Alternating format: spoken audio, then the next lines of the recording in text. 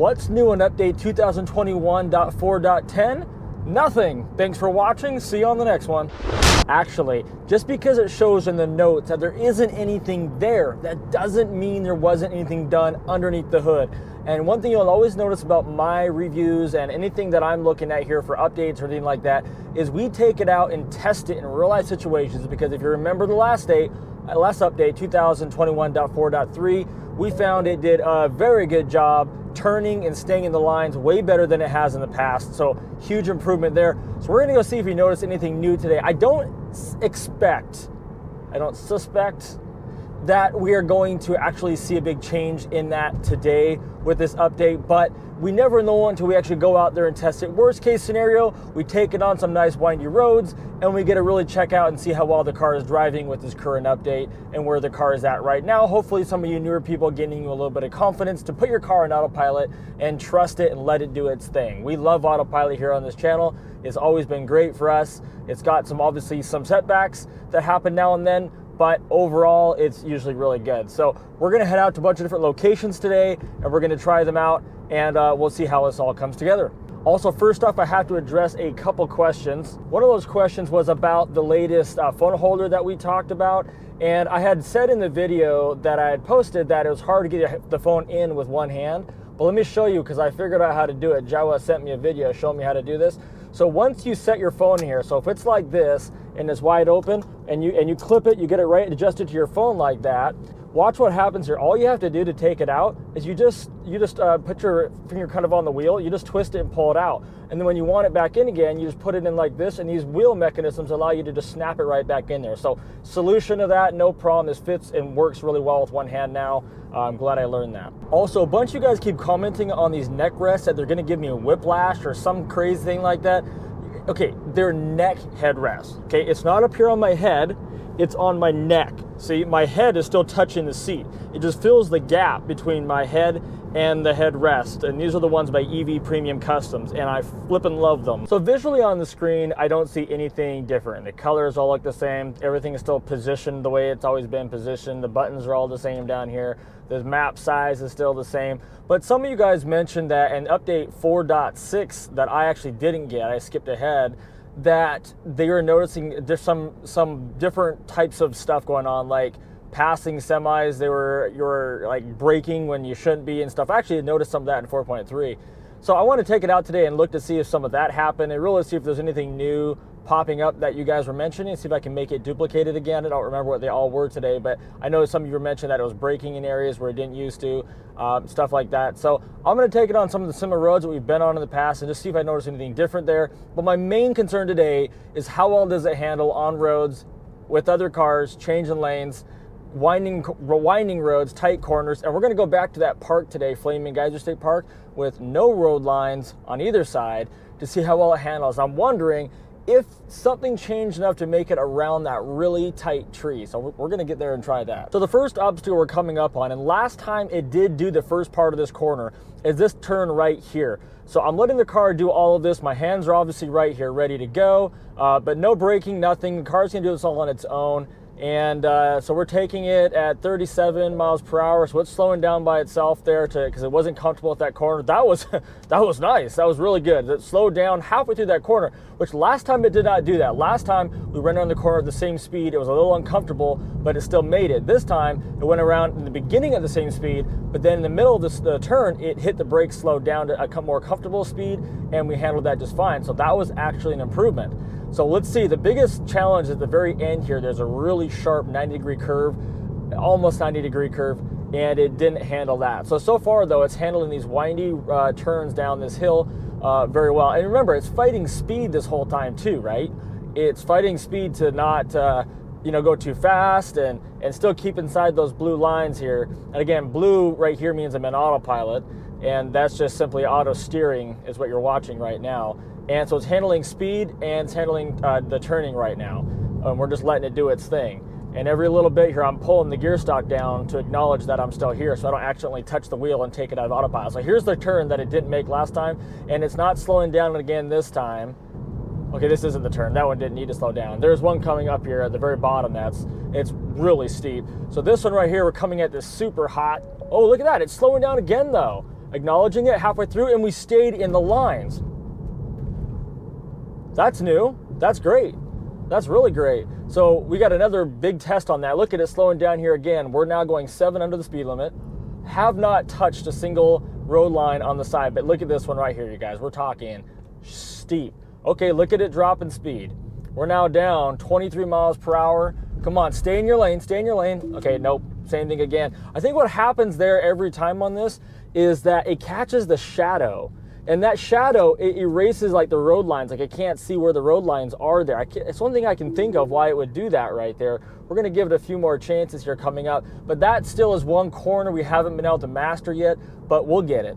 All right, so we're back at Flaming Geyser State Park. We'll see if they let me in. Last time there was no one at the booth, so I just drove through. I actually do have a Discovery Pass, which is what you need to actually get through, but we'll see if they actually do let me in here. So I'm gonna go up to, let's see, about 30 miles an hour here. I don't know what the actual speed limit is. We got a little bridge here, and then we're gonna come up across that little stand where you have to like pay to go into the thing or have a pass. And last time, I think I made it through, but I'm not 100% sure. We got some people on the road though. Probably, yeah, we'll see. I'm gonna slow this down here. It's gonna see the stop sign, and it doesn't look like there's anybody there again. So it's gonna see the stop sign. It's gonna automatically stop for me. Good. I'm going to tap the accelerator. It's going to go automatically, so it's still driving itself into the park here. So we're going to see how well it actually handles these corners again. Ooh, there's people flying remote control airplanes over there. That's cool. All right, so as soon as I get the chance to put it into autopilot, I will, which is when I'm probably not turning, but going straight up here. As soon as I see that steering wheel pop up, I'm going to be able to engage it here. There it is. Oh, it was there for a second. You got to catch it just right. Last time I was able to get this in no problem. There we go. Okay, so now we're here. Here's that tree that last time I couldn't make. So here we go. No cars are coming either direction. Not even close. All right, well, so that didn't change. That's basically what it did last time. I am noticing though, it's a lot harder to get it into autopilot. I put it in right away last time, and this time, I mean, I still can't even put it in. Maybe if I go more centered. I mean, this whole time I did this drive on autopilot last time, and it just isn't letting me do it this time. That is really interesting. I wonder, coming the other direction, if it makes any difference. But yeah, like before it was reading the sides of the grass as lines and all this stuff, and it was no problem to get it into autopilot. Like, look at this, I still cannot engage autopilot right here. That is certainly disappointing. Let's try going back the other direction and see if I can't put it in here. So no steering wheel. Again, nothing to put it in last time. Maybe if I get a little closer to the side. No. Wow, that's interesting. Nothing. Yeah, if you guys didn't see the last video, take a look at this shot right here. This is me driving through the park. You can see I'm in autopilot the whole time through there, and I'm not at all able to engage it this time with this latest update. So something changed between 4.3 and 4.10. And not for the better on that front. So I mean, what does this mean? Does this mean then that when there's like crummy conditions and the car can't see the road very well because of snow or whatever, that it's going to be handling it not the same way? Like it won't be able to get an autopilot and read the road as well as it used to be able to? Is that what it's saying right here? I'm just, you know, what does this actually mean for autopilot in reality? I mean, that's certainly the way that I take it. If before it could read the lines, engage autopilot, and now it can't. Yeah, so we'll have to see if the next update, if that comes back, but that's, wow. So what we're attacking now is a road that is just constant random turns around this kind of like farming large property area out here. It's called the Green Valley Road. We are tracking a car, which should help us a little bit, and this has got a lot of straight turns, and there's so many corners out here that you just got to be really careful on, even if you're if you're driving without autopilot. Of any kind. So we're going to see how well the car handles it. We're going 3 over the speed limit right now, or 2 over the speed limit right now, and I'm going to let it go 5 over. I'm going to try to give the car the biggest challenge it can.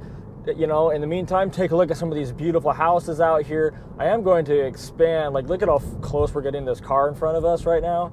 So I'm going to actually expand the distance. I'm at 1 right now, to as far away as I can from this car, so we can give a little bit more space. This guy is going extremely slow, but this is realistic because this is what the car is going to be dealing with in real life. So I put us at 7 car lengths here, And if it can handle all these corners, we'll be able to check off this road now and no need to test it anymore. Last time I came down this, there were 2 corners that I had to take control. So if it can make it all the way through this, then we can check this one off the list.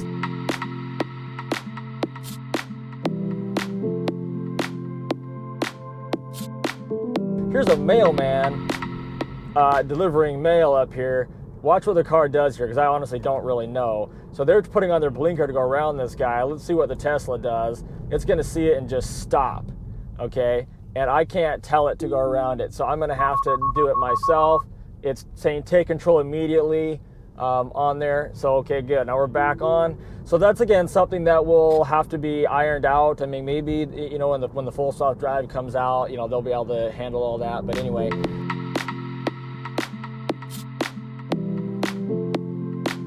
So a couple really windy turns right here, windy bends in the road. This one's pretty steep. It's saying 25 miles an hour recommended. This is one of the ones that did not do before. Right into a, oh yeah, nailed it. Right into a bridge there. Those guardrails, I'm telling you, about 6 inches from the side of the road. And it whipped around that corner and nailed it. So that's 1 out of 2 that it did really well on that it did not do before.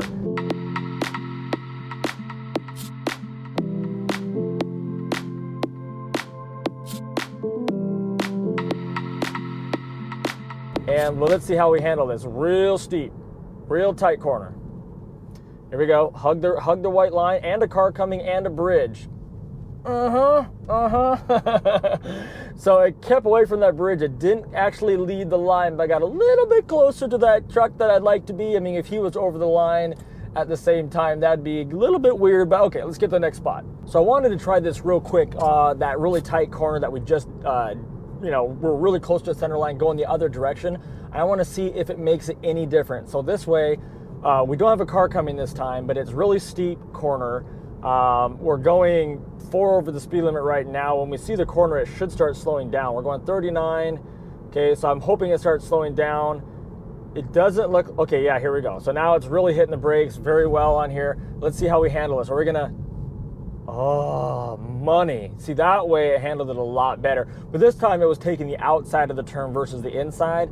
So I think that either way, it did a great job, to be honest with you. I just got off a long phone call. I drove the car with this update on the freeway. There were no changes there. It moved, changed lanes. It didn't have any brake checks or anything that stood out differently about that. I think the big takeaways from this update is that I made it through 2 corners that I didn't last time I tested it. So there might be a little bit slightly better handling when it comes to staying in the lines again. I think that's still getting a little bit better with this update. No noticeable changes to the screen that I could find.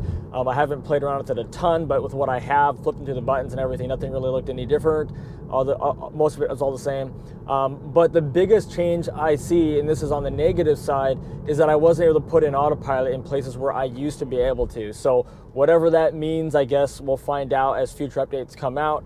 So thanks again for watching. If you haven't already, make sure you subscribe to the channel. I review every update that I can, testing it out in the unconventional ways. I don't, you know, taking it out and see if we actually see differences in autopilot on the same road, so we really can see these changes and progressions or regressions.